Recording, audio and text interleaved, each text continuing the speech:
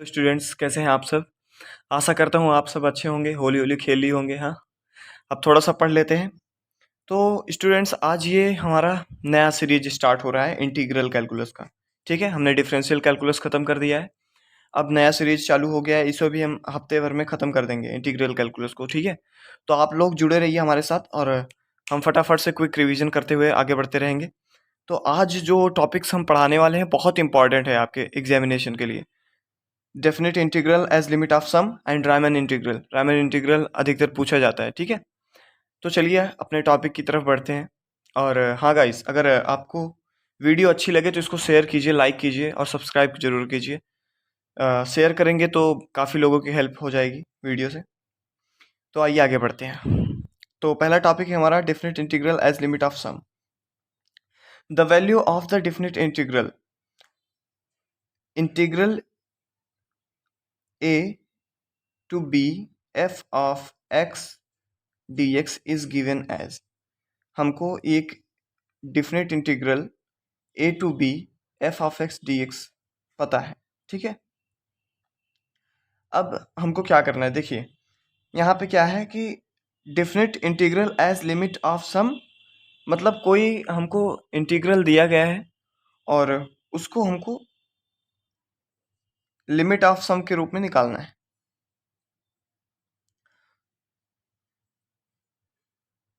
तो उस फंक्शन को हम इस रूप में लिख सकते हैं। ये देखिए थियरी पढ़ लीजिए। इस रूप में हम किसी फंक्शन को लिख सकते हैं अगर उसका डेफिनेट इंटीग्रल निकालना है लिमिट ऑफ सम में। ठीक है, तो इस चीज़ को इस प्रकार भी लिख सकते हैं सिग्मा के रूप में। ठीक है, n-1 r equals to 0 f of a plus are H. अब यहाँ पे जो देख रहे हैं आप, यहाँ पे h जो है वो lower limit minus upper limit upon n। यहाँ पे h का मान ये है। एज h टेंस टू 0 तो n tends to infinity. Obvious सी बात है, h का मान आप 0 रखेंगे तो n इन्फिनिटी हो जाएगा, n का मान इन्फिनिटी रखेंगे तो h का मान 0 हो जाएगा। ठीक है, and f of x is continuous function. f of x हमारा कॉन्टिन्यूस फंक्शन है। ठीक है, अब यहाँ पे क्या है कि limit a to b f of x dx को हम इस प्रकार से डिनोट करते हैं, इस प्रकार से लिखते हैं। यहाँ पे आपने देखा limit n tends to infinity h bracket में sigma n-1 r equals to 0 f of a plus are h, where n h equals to b minus a मतलब b lower limit a upper limit. ठीक है, अब यहाँ पे for अब अगर हम किसी फंक्शन को इस प्रकार से डिनोट करते हैं तो इस फंक्शन में अगर हम a की जगह 0 और b की जगह 1 ले लें, मतलब जो अपर लिमिट है हम उसको 0 और लोअर लिमिट को 1 ले लें, तो हमारा h बराबर 1/n हो जाएगा। हो जाएगा कि नहीं, यहाँ पे आप रख के देखिए यहाँ पे, तो हमारे h बराबर 1/n हो जाएगा। तो अब अगर हम यहाँ पे 0 और 1 रख के देखते हैं अपर और लोअर लिमिट में, तो हमको ये नया मिल जाता है, नया फॉर्मूला। ठीक है, यहाँ से integration 0 to 1 f of x dx equals to limit n tends to infinity sigma r equals to 0 n-1 bracket में f of r upon n 1/n bracket close. ठीक है, तो अब इससे इसको कंपेयर करते हैं, अगर इसको और इसको दोनों को कंपेयर करते हैं इन दोनों को, तो हमको यहाँ से मिलता है क्या, r/n का मान x है। यहाँ से आपको मिलेगा, साफ साफ दिख रहा है जैसे ये फंक्शन के अंदर x है, यहाँ पे फंक्शन के अंदर r/n है। तो इसको अगर कंपेयर करेंगे तो यहाँ पे हमको मिलेगा r/n का मान x है और यहाँ पे 1/n का मान dx आ रहा है। ठीक है, और यहाँ पे sigma n-1 r equals to 0, इसका मान इंटीग्रेशन 0 to 1 आ रहा है। यहाँ से कंपेयर करने के बाद हमको ये 3 मान मिलते हैं। ठीक है, अब जैसे हमको निकालना है, अब एक एग्जांपल के थ्रू हम इसको समझेंगे। जैसे हमको इसका निकालना है limit of the definite integral as limit of the sum. Okay, अब इसको कैसे सॉल्व करेंगे, इस रूप में निकालना है, इस रूप में लाना है। इस रूप में लाने के लिए सबसे पहले हम क्या करेंगे, limit r tends to infinite, उसके बाद क्या करेंगे हम यहाँ पे n को कॉमन कर लेंगे guys, k equals to 0 n, यहाँ पे n को कॉमन कर लेंगे, n स्क्वायर को नीचे, तो ये ऊपर n हो गया, नीचे n स्क्वायर को कॉमन किया तो ये क्या हो गया, यहाँ पे भाग हो जाएगा तो ये हो जाएगा k अपॉन n का होल स्क्वायर, ठीक है, k अपॉन n का होल स्क्वायर, और ये हो जाएगा 1, ठीक है। यहाँ से इसको हम क्लोज कर देते हैं। अब limit r tends to infinite, यहाँ से एक n से कट जाएगा, ठीक है, k इक्वल्स टू 0 n, यहाँ पे बचा 1 अपॉन k अपॉन n का whole square plus 1 into 1 upon n, यही जो यहाँ पे बचा था एक n, उसे ही हम यहाँ पे अलग से लिख दिए 1 अपॉन n, ठीक है, और सब वही है।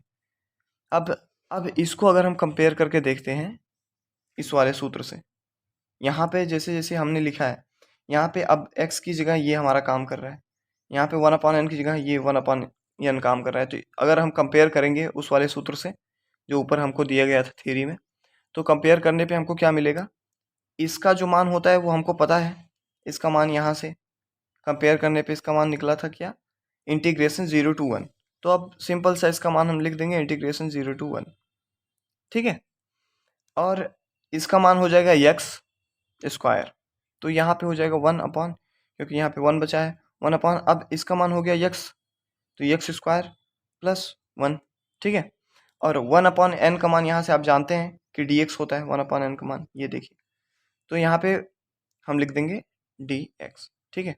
अब आप जानते हैं कि इसका जो इंटीग्रेशन होता है वो होता है tan inverse x, tan inverse x, जो लिमिट है हमारा वो है 0 to 1।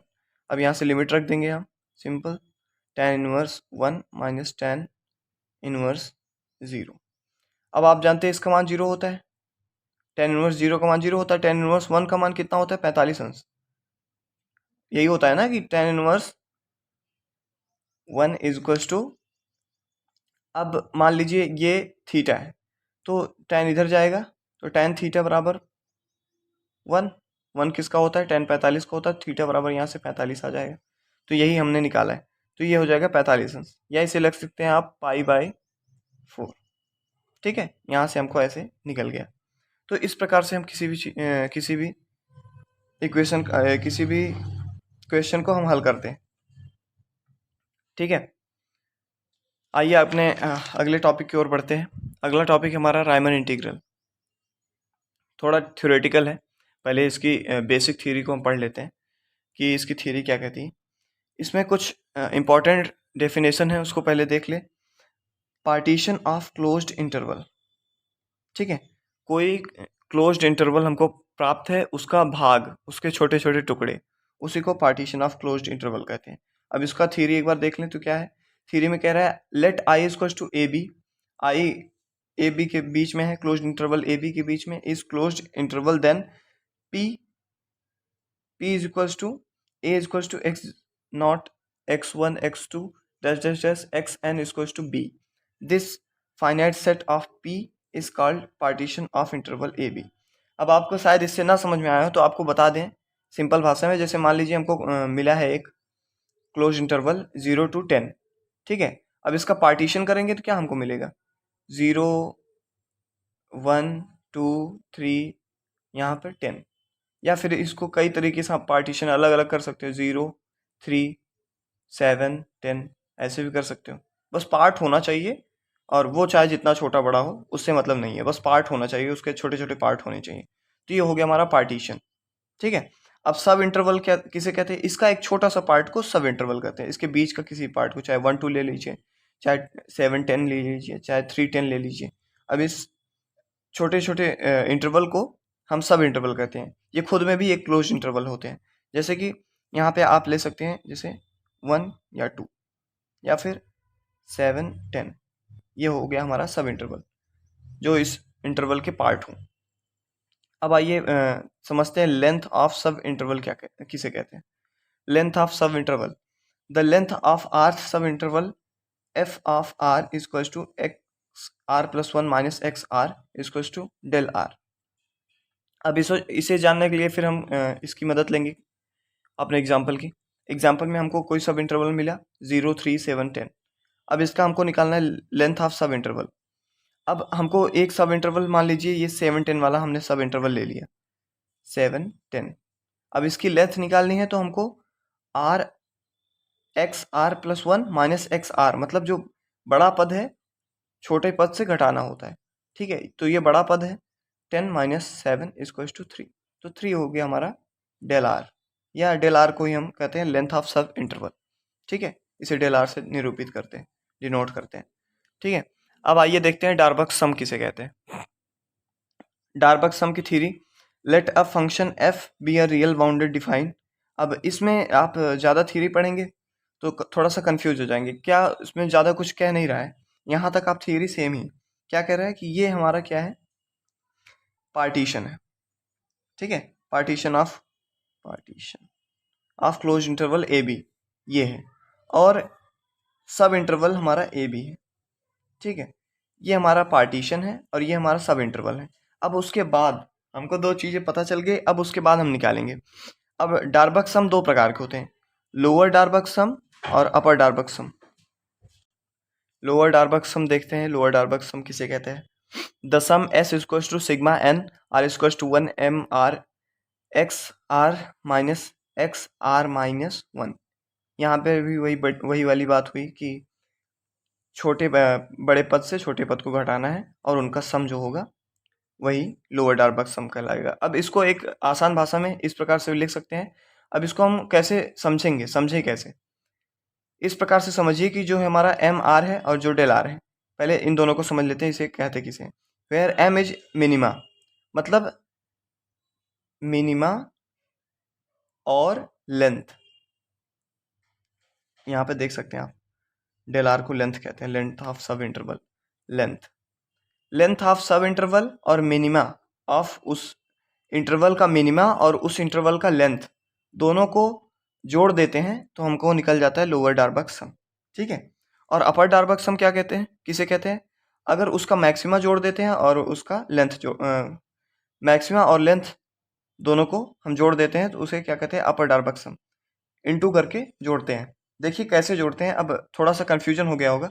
यहाँ पे क्या है कि हमको जितने सब इंटरवल्स मिलेंगे सभी का मिनिमम होगा, एक मिनिमम पॉइंट होगा, इन्फीरियम होगा सभी का, स्मॉल एम। ठीक है, और उन सभी सब इंटरवल का एक डेल्टा भी होगा, उनकी लेंथ भी होगी। दोनों को इंटू करते हैं और सभी को जोड़ देते हैं, उन सभी को सिग्मा कर देते हैं। सिग्मा मतलब आप समझते हैं summation of minima and length of that particular sub interval, that is called lower Darboux sum. और अगर यहीं पे मैक्सिमा हो जाता है तो ये हो जाता है हमारा अपर डार्बक सम। अब इसको हम एक उदाहरण के माध्यम से समझते हैं तो ज़्यादा इजीली हम समझ पाएंगे। जैसे मान लीजिए हमको ये मिला है y इक्वल्स टू एक्स, इस प्रकार का ग्राफ है, हमको ये मिल गया है कि इस प्रकार से हमको इंटरवल मिला है 0 to 7 का।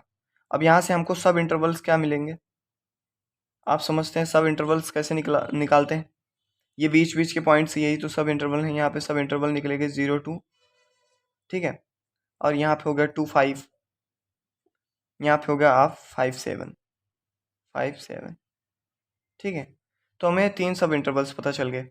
अब हमको क्या निकालना है, जैसे हमको निकालना है, अब एक चीज़ और देख लीजिए, जैसे लोअर डार्बक सम को हम डिनोट करते हैं किस चीज़ से, LPF, इसे ध्यान में रखिएगा। कभी कभी क्वेश्चन में पूछ लेता है कि LPF निकालिए, तो आप समझ नहीं पाएंगे। तो LPF का मतलब होता है लोअर डार्बक सम और UPF का मतलब होता है अपर डार्बक सम। तो लोअर डार्बक सम को LPF के माध्यम से डिनोट करते हैं और अपर डार्बक सम को UPF के माध्यम से, ठीक है, इस प्रकार से रिप्रेजेंट करते हैं। तो अगर हमको LPF निकालना है, लोअर डार्बक सम LPF निकालना है, तो आप कैसे निकालेंगे, हमको पता है कि मिनिमा और लेंथ दोनों से गुणा करना है। तो मिनिमा हमने मान लिया M1 और इन तीनों का, इसका मिनिमम मान लिया M1, इसका M2, इसका M3 और इसका लेंथ मान लिया हमने डेल 1 डेल 2 डेल 3। तो M1 del 1 plus M2 del 2 plus M3 del 3, इसका जो होगा LPF होगा। तो मिनिमा इसका क्या होगा, इसकी छोटी वैल्यू, सबसे छोटी वैल्यू 0 है तो ये 0 हो जाएगी, 0 इंटू, अब इसकी लेंथ क्या होगी 2 माइनस 0, बड़ी में से छोटी घटाने पे लेंथ निकलती है। यहाँ पे हमने देखा है, कहाँ गया ये, लेंथ, बड़ी वैल्यू में से छोटी वैल्यू निकालने पे हमको लेंथ मिल जाती है। तो यहाँ से हम देखेंगे कि क्या, कि यहाँ से हमको del 1 क्या मिलेगा, 2 माइनस 0, तो मतलब 2, फिर प्लस, अब m2 यहाँ से क्या मिले, छोटी वैल्यू m2 मतलब 2, और यहाँ पे del 2 क्या मिला हमारा, बड़ी वैल्यू में से छोटी वैल्यू घटाने पे, मतलब 5 माइनस 2 इंटू 3, ठीक है। यहाँ पे 3 हमको मिल गया, यहाँ पे ये मिल गया। अब यहाँ पे m3 निकालेंगे, m3 छोटी वैल्यू फिर से 5, और जो del 3 है हमारा 7 में से 5 माइनस कर दीजिए, ये आ गया 2 हमारा, ठीक है। यहाँ पे m जो है वो मिनिमा है, स्मॉल m मिनिमा है, और del जो है लेंथ है, लेंथ ऑफ सब इंटरवल। तो अब इसको निकालते हैं तो हमको क्या मिलता है, ये तो 0 हो जाएगा, 3 into 2 it mean 6, and 5 into 2 into 5 10, यहाँ से आपको आ गया 16, इसका आ गया नहीं LPF, UPF तो बाद में निकालते हैं, LPF। अब UPF निकालते हैं, कुछ नहीं करना, बस यहाँ पे कैपिटल M1 ले लेंगे del 1, यहाँ पे कैपिटल M2 ले लेंगे del 2, यहाँ पे कैपिटल M3 ले लेंगे del 3, ठीक है, समझ गए होंगे। क्या करना है, अब यहाँ पे मैक्सिमा हमको लेना है, यहीं से बड़ी वैल्यू उठानी है, जो यहाँ पे हम छोटी वैल्यू उठाते थे हम यहाँ पे बड़ी वैल्यू उठाएंगे, मैक्सिमा उठाएंगे इस इंटरवल का मैक्सिमा होगा हमारा 2, लेंथ होगा, लेंथ वही रहेगा 2 माइनस 0 मतलब 2। अब यहाँ पे बड़ी वैल्यू उठाएंगे 5 इंटू हमारा हो जाएगा 3, और यहाँ पे बड़ी वैल्यू उठाएंगे 7, और इसका जो लेंथ होगा वो हो जाएगा 2। अभी इसको हम करते हैं 4 प्लस 15 प्लस 14, यहाँ से ये आ जाएगा